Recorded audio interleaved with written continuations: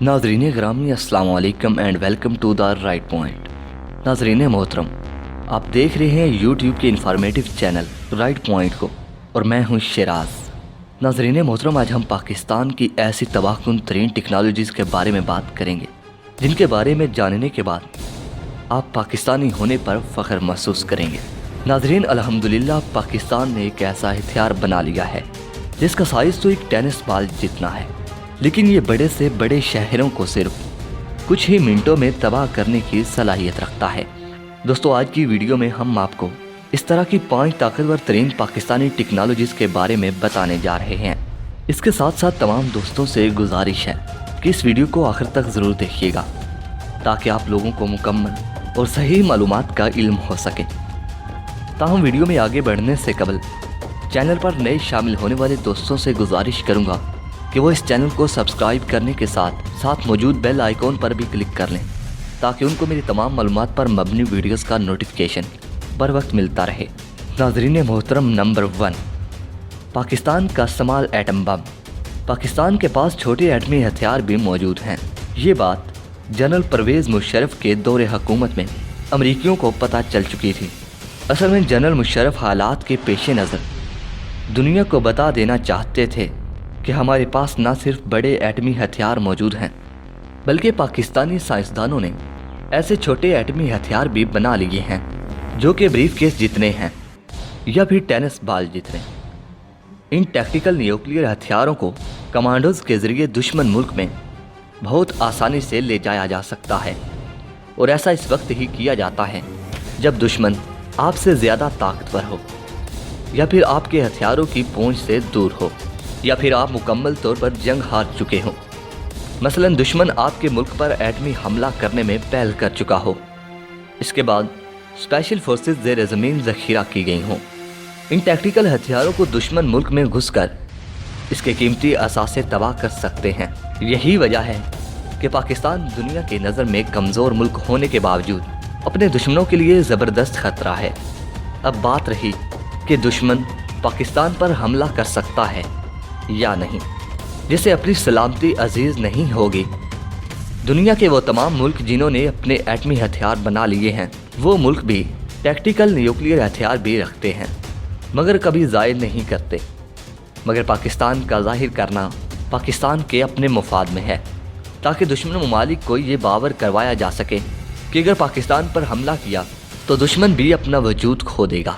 दोस्तों, अब आप सोच रहे होंगे कि छोटा हथियार किस जगह इस्तेमाल करने के लिए बनाया गया है और इससे कितनी तबाही फैल सकती है।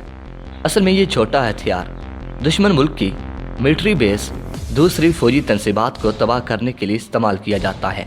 एक अंदाजे के मुताबिक एक छोटा हथियार एक मिलिट्री बेस को तबाह करने की सलाहियत रखता है। नाजरीन, नंबर 2, पाकिस्तान आर्मी के ज़ेर इस्तेमाल राइफलों के लिए अहम इक़दामात।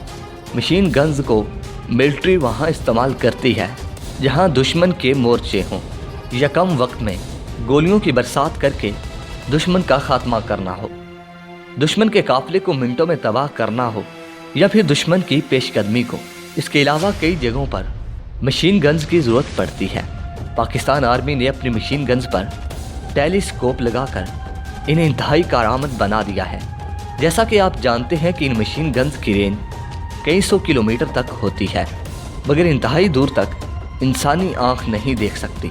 इसलिए पाक आर्मी ने इन मशीन गन्स पर टेलीस्कोप लगाकर इनको इस कदर कारआमद बना दिया है कि कई 100 मीटर दूर से दुश्मन को पाक फौज का सिपाही टेलीस्कोप की मदद से न सिर्फ देख सकता है बल्कि दुश्मन पर कड़ी ज़रब लगा सकता है। इसके अलावा किसी खास टारगेट को गिराने के लिए पाक आर्मी के पास मुख्तलिफ किस्म के स्नाइपर्स भी मौजूद हैं। स्नाइपर राइफल मुख्तलिफ ऑपरेशन में इस्तेमाल होती है और इसकी विंग भी इंटरनेशनल लेवल पर होती है। नाजरीन, ये एक महंगी तरीन राइफल है। पाक फौज के हर सिपाही के पास एक ऑटोमेटिक राइफल मौजूद होती है। पाक आर्मी के जवानों के पास ज़्यादातर पाकिस्तान की बनाई हुई G3 राइफल मौजूद है। G3 राइफल की रेंज तकरीबन 500 मीटर तक होती है जो कि एक नॉर्मल स्नाइपर की गोली की रेंज जितनी है। पाकिस्तान आर्मी ने ज़रूरत के तहत 0.3 राइफल पर टेलीस्कोप नस्ब कर रखी है। यूँ एक सिपाही को एक वक्त में 2 मोड्स में इस्तेमाल होने वाली राइफल से लैस किया गया है। नाज़रीन मोहतरम, नंबर 3, जदीद तरीन जासूसी आलात से आरास्ता पाकिस्तानी ड्रोन। नाज़रीन ग्रामी, फाल्को ड्रोन 18,000 फुट की बुलंदी पर 14 घंटे मुसलसल परवाज करने की सलाहियत रखता है। ये ड्रोन जदीद तरीन कैमरे, लेज़र और इंफ्रारेड टेक्नोलॉजी से लैस है। दोस्तों, ड्रोन टेक्नोलॉजी में भी पाकिस्तान के साइंसदानों और इंजीनियर्स ने दुश्मन को पीछे छोड़ दिया है। मकामी सतह पर तैयार किया गया फाल्को सर्विलेंस ड्रोन जदीद टेक्नोलॉजी का शाहकार ड्रोन है, जो पाकिस्तान की दिफाई खुद इन्हिसारी का मज़र है। मुअज़्ज़ज़ दोस्तों, ड्रोन टेक्नोलॉजी में खुद इन्हिसारी एरोनॉटिकल कम्प्लेक्स कामरा का किरदार कलीदी है। फाल्को ड्रोन मुसल्लह अफवाज का अहम हथियार बन गया है। कामरा में फाल्को ड्रोन की पैदावार 2009 में शुरू हुई। ये ड्रोन इटली की कंपनी के साथ टेक्नोलॉजी ट्रांसफ़र के मुआहदे के तहत बनाया गया। फाल्को ड्रोन 18,000 फीट की बुलंदी पर 150 किलोमीटर फी घंटा की रफ्तार से 14 घंटे तक मुसलसल परवाज करने की सलाहियत रखता है। ये सर्विलेंस ड्रोन जदीद तरीन कैमरे, लेज़र और इंफ्रारेड टेक्नोलॉजी से भी लैस है। दोस्तों, एयरफोर्स हुकाम का कहना है कि जिस टेक्नोलॉजी पर कामरा एरोनॉटिकल कम्प्लेक्स काम कर रही है, ये दुनिया के चंद ही ममालिक के पास है। दोस्तों, एरोनॉटिकल कम्प्लेक्स को दिफाई खुद इन्हिसारी के लिए पाकिस्तान के साइंसदानों और इंजीनियर्स ने नहायत कामयाबी के साथ इस्तेफादा किया है। दिफाई माहिरीन के मुताबिक फाल्को ड्रोन का शुमार दुनिया के जदीद तरीन जासूस ड्रोन्स में होता है और इसे मुस्तकबिल की ज़रूरियात को मद्देनज़र रखकर डिज़ाइन किया गया है। नाज़रीन नंबर 4, पाकिस्तान के पास रूसी साख्ता मल्टी रोल हेलीकॉप्टर्स। दोस्तों, रूसी कंपनी काजिन हेलीकॉप्टर्स की पाकिस्तान में आजमाइश कर रही है। इस आजमाइश का मकसद गर्मी की हालत में हेलीकॉप्टर्स की कारकर्दगी का अंदाज़ा लगाना है। दोस्तों, रशियन हेलीकॉप्टर्स कंपनी के माहिरीन का मकसद है कि ये हेलीकॉप्टर 45 से 50 प्लस तक काम कर सके। दोस्तों, कंपनी ने नुमाइंदों के मुताबिक इन 7 हेलीकॉप्टर्स को मशरकी वस्ता और एशिया के ममालिक के ख़रीदारों के लिए नहायत पुरकशिश बनाया है।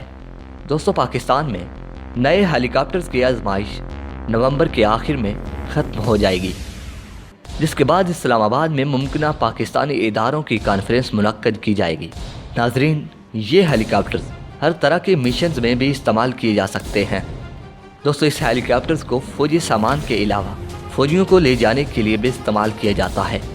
इस हेलीकॉप्टर्स में 2 इंजन नस्ब किए गए हैं और ये हेलीकॉप्टर 285 किलोमीटर फी घंटा की रफ्तार से सफ़र करने की सलाहियत रखता है। इस हेलीकॉप्टर की कीमत तकरीबन 4 मिलियन अमेरिकी डॉलर्स है।